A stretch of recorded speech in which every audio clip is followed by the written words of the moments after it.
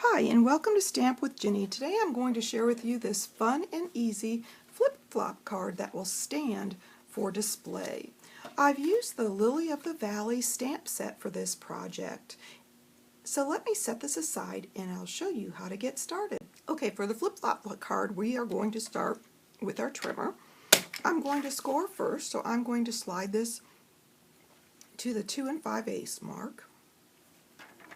And I'm going to bring my score blade up, and I'm going to go to the 1-inch mark here. And then I'm going to slide it down to the 4 1/2-inch mark and go to the edge. I'm going to slide this over now to 3 5/8, and I'm going to repeat. But since my blade is down here at the bottom, I'm going to start from the bottom and simply go up. So I'm going to go up to that 4 1/2-inch mark, slide it lightly without pressing down up to the 1-inch mark, and then to the edge of the cardstock again. Now that I have my score lines there, I can start cutting. So I'm going to move this over to the 1-inch mark, move my score blade out of the way, close this, but first I'm going to bring it down to 1 inch,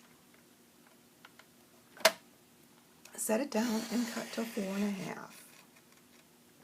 I'm going to lift this up, slide my left edge over to 5 1/4, and once again I've got this on the 4 1/2-inch mark, so I can just slide up to the 1-inch mark and lift.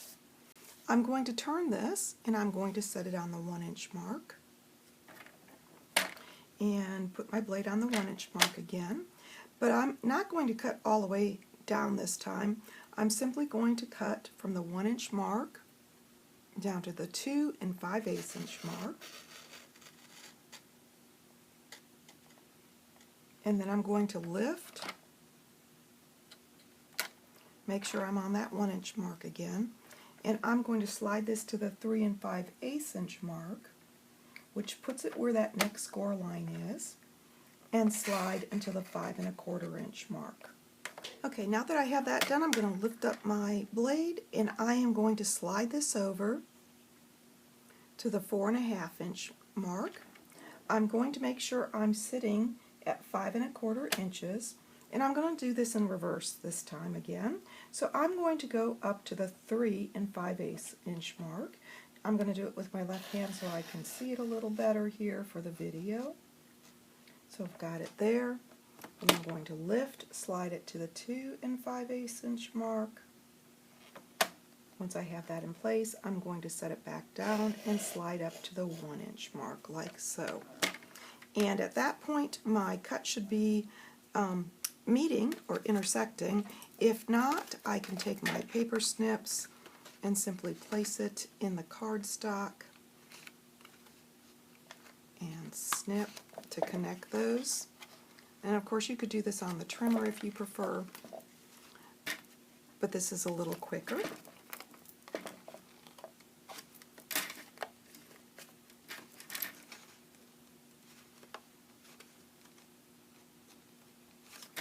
And I've got my cuts done and I'm ready to start stamping. So I've got my ink pad here ready in the Barely Blush and my large Lily of the Valley image here, and I'm going to randomly stamp on the outside edge, going around those cuts to create a little interest. Now if you'd like to mask that center area and stamp closer, you can, but this will be fine, and you want to swirl and move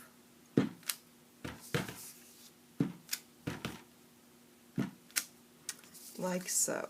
Then I'm going to flip this over and repeat on the back side, being careful to place my stamp so that it doesn't interfere with other images that I've already stamped.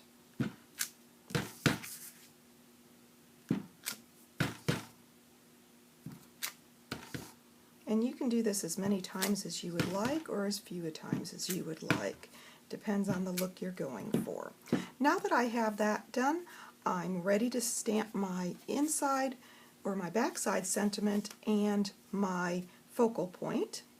So I'm going to bring in my memento pad, and I'm going to pick up my small lily of the valley here and stamp it on the left hand side. And my sentiment is going to go on the right hand side here. Once I have that done, I can bring in my back panel, and I'm simply going to add a little color down here in, let's see, the right hand corner at the bottom. This is my signature panel, but that'll give me a little pop of color if you'd like it. I'm going to bring in my blends at this point, and I'm going to start with coloring. I'm simply going to pick up my Barely Blush, and I'm going to add a little bit of that color along the top of my bells. Now I'm using the light first. If you want to add a little variance, you can bring in the dark and add some shading to that quickly. I'm moving fairly quickly because I don't want to spend a lot of time on this. I want it to kind of look free-flowing. And then I'm going to bring in my light for the leaves. I love these two in colors.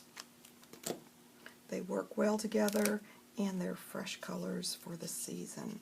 And I'm going to bring in my dark and kind of just shade those a little bit where I'd like a little pop of color. I've got my back sentiment done, and I'm ready to work on my focal point, and I'm going to repeat that process using my blends.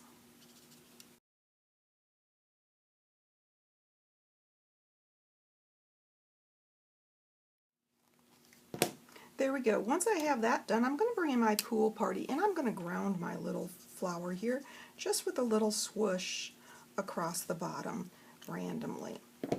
And I'm finished and can put my things away so we can assemble. At this point, I'm going to add some adhesive to the back of each one of these panels and adhere it to the mats that I've got cut here.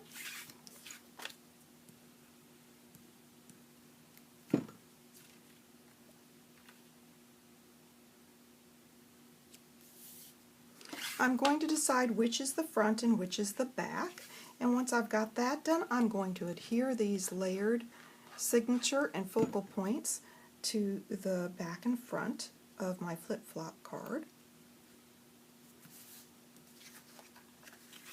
Isn't the Barely Blush just beautiful? It's such a soft, pretty pink. Now I'm not adding dimensionals to this because I want it to be able to move freely when it flip-flops. So there you go. I've got those attached. I'm going to fold, oops, I need to snip that a little bit because it didn't detach completely.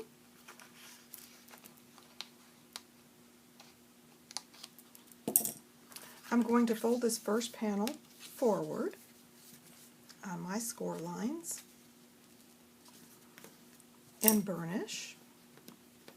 And then I'm going to take this right panel and I'm going to fold it back on those score lines and burnish. And I'm ready to create that flip-flop simply by pulling and pushing. So there you go, a quick and easy flip-flop card that I've created with the Lily of Valley stamp set. And of course, if you'd like any of these products, feel free to stop by my online store. You can get there from my blog, Stamp with Jini. Thanks for joining me.